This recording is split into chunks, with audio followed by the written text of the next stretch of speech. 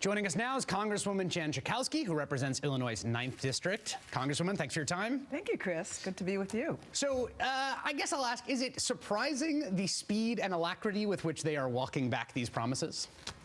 Well, let's look at those promises anyway. The big promise when they talk about spending cuts is that they're going to reduce the deficit. They're going to cut the debt. What they did in their rules package was make a whole parity of fiscal responsibility.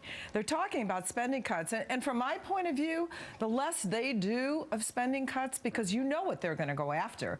From a progressive's point of view, we don't want them going after education and job training and investments and infrastructure. These are good things that we want. So all the better that they reduce those. You're applauding the turnaround. I'm glad to hear it. But the reality is they're prepared to add trillions of dollars to the deficit because their rules say the only thing that counts is spending. Reduce taxes all you want. Eliminate taxes. Give more tax cuts to the wealthiest Americans. They are for that, and they are willing to add literally trillions of dollars to the deficit. Right. So my understanding is they replaced what had been the operating rules for the Democratic House, which was called pay-go, which was that you had to have pay-fors, that you had to essentially balance out expenditures, right? With this new thing called cut-go, right? Is cut-go, is cut-go going to work, or is cut-go going to deliver us? What's different about cut-go from pay-go? Well, what they're saying is that if you want to spend a dime on anything, this could be the most wonderful thing for us, like investing in education, then you have to offset that not with an increase in revenue, but with a cut somewhere else.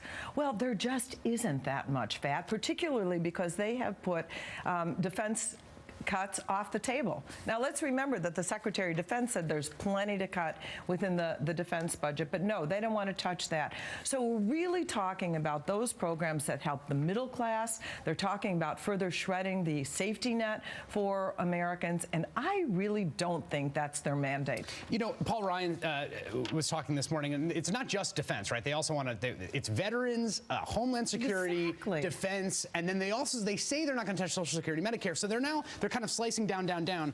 Paul Ryan said this morning on the Today Show, I can't tell you the answer to that when he was asked what they were going to reduce. He basically said, we're going to reduce all domestic discretionary spending. What does that look like in real terms? I mean, do you think that is something that's going to come out of the House and is going to find a willing partner in the Senate? First of all, let me tell you, you could eliminate all the rest of discretionary spending, and you wouldn't even be close to budget balance. Paul Ryan knows better. I was on the Deficit Commission, the Fiscal Responsibility Commission with Paul Ryan.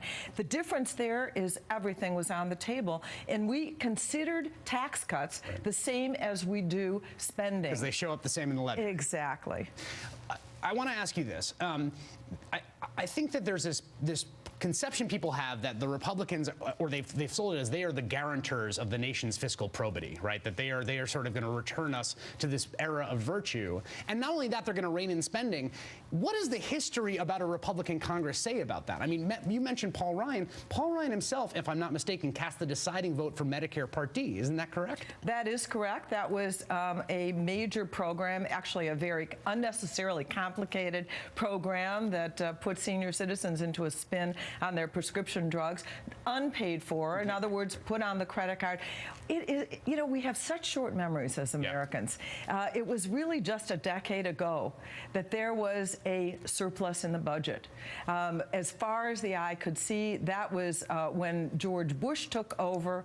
The fiscal responsibility was through the Clinton administration. And you come to the George Bush administration and you find record deficits created. Why they are continued to be allowed to wear the jacket of fiscal responsibility eludes me altogether. And now they really want to make it worse. This is really about Wall Street versus Main Street. Who are they going to cut? Who are they going to benefit? Who pays? We have the biggest disparity right now between the rich and everyone else. The richest Americans control 34% of the wealth.